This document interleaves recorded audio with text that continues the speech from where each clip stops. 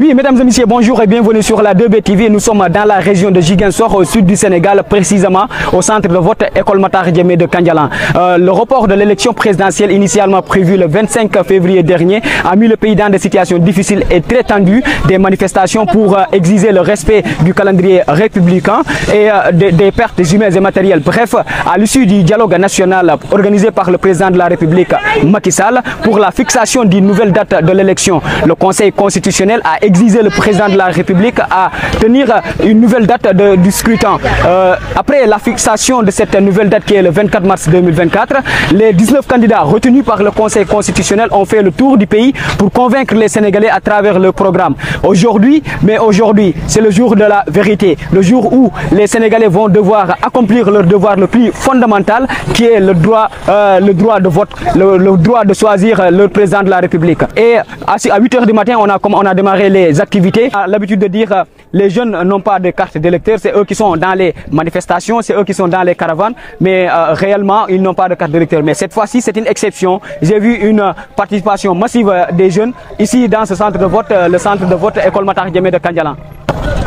Oui, déjà à 8 h du matin, quand on a démarré les activités, j'ai vu les rangs ont déjà été pris d'assaut par les populations qui ont venu accomplir leur devoir de citoyen. Et j'espère bien, d'après ce que j'ai vu ici, je pense que cette élection présidentielle sera une élection vraiment inclusive, participative, vraiment parce que les gens ont répondu présent jusqu'à présent, ils sont en train de voter et repartir. Pareil moment, Sénégalais sont motivés, Sénégalais ont xam droit, xam loi, xam ku ñu wara fal ak ku ñu warut fal.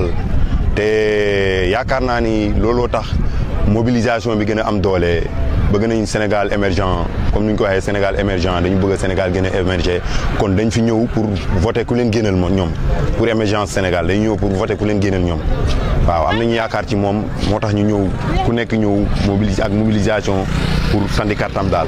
Jeunes yi dañoo conscient léegi ñu xam ni du xeex mooy génne mooy changer réew mi sandi carte mooy changer réew mi moo tax ku nekk dem na wut kartam yor ko poche am ñëw sandi kartam waaw loolu la ku nekk dem na wut pièce d'identité am mu ñëw voté Sénégal changé ñëpp gis nañ ni loolu la quoi loolu waral lii. waaw mais loolu comme ni ma la ko waxoon sànq rek ñi ñoo soxla victoire ñoo soxla changement. ñii ñoo soxla xam nga lu njëkk ba élection bu jotee da nga doon man dama doon tëdd ba ay 15 heures yooyu ma ñëw ma ne damay xaar ba dernier ram bi damay xaar ba ram bi wàññeeku ma dem voté noonu la la mais ren nii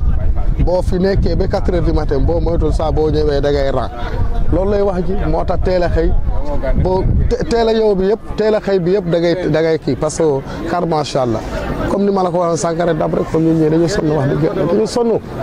changement rek quoi changement kese la ñu bëgg a changement. lu ñuy xaar ci ku ñu war a fal am nañu yaakaar ci moom ndax nit ki booy far ci moom da ngay xool projet mu teg bu la gënalee nga far ci moom mais bu la gënalul doo far ci moom mais projet yi man ki mel ni man ki ma votel projet yi ma tegal am naa yaakaar ci projet yi te am naa yaakaar Sénégal waaw. monde bi ñëpp dinañu gestu daal waaw emploi bi na bëri rek emploi bi na gën a bëri ku nekk suturaw xoolal tey Sénégal boo xoolee ñuy mbëkk am pagay di dem feneen mais bu ñu amoon lu fi gën duñu mbëkk mais dañuy ñàkk lu fi gën moo tax dañuy dem wuti ci feneen bu ñu ko amee fii duñu dem ñun am nañu yaakaar ci ku ñu fal am naa yaakaar ku mel ni man du ma wax ñeneen ñi mais man am naa yaakaar ci ku ma fal waaw ndax convaincre na ma ci ay kaddu yu wër waaw. Nous sommes dans le centre de vote École Matar Diémé qui abrite 11 bureaux de vote et les gens sont venus massivement pour accomplir leur devoir de vote. Et on a vu également que d'habitude les jeunes ne sont pas là dans les bureaux de vote et ils ne participent pas comme il faut. Mais cette année c'est une exception. On a trouvé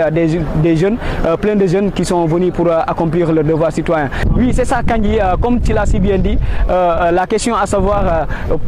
est-ce que le taux de participation est vraiment convaincant. Je dirais que oui, d'après ce que j'ai vu ici,